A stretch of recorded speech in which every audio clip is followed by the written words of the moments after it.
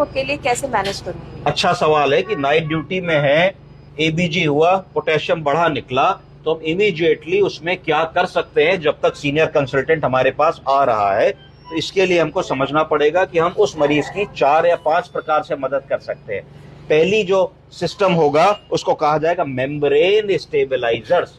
एक ग्रुप की दवाएं जो मेम्ब्रेन को स्टेबलाइज करती है उनको यूज कर सकते हैं। दूसरी दवाएं जो होंगी उनको कहा जाएगा शिफ्टर्स।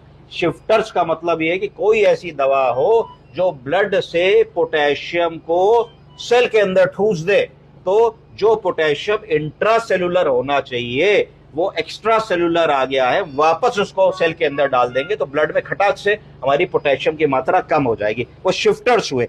तीसरी दवा एक्सक्रीटर्स, कि किसी कारण से मल या मूत्र से, पॉटी या सुसु से हम पोटेशियम को शरीर के बाहर अगर निकाल दे तो उनको कहा जाएगा एक्सक्रीटर्स। और चौथी चीज आई डायलिसिस। अगर कुछ भी काम नहीं बन रहा है तो अगर हम मरीज को डायलाइज करते हैं तो डायलिसिस के माध्यम से हम उसके पोटेशियम को निकाल सकते हैं।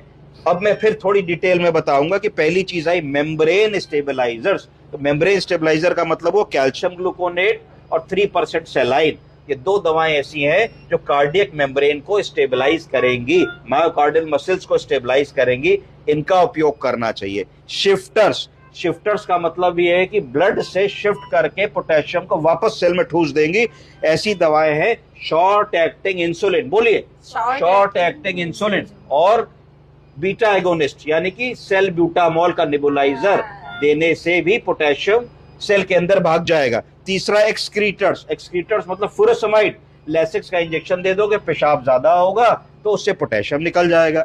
सोडा बाइकार्बोनेट भी हेल्पफुल होता है इसी चीज में।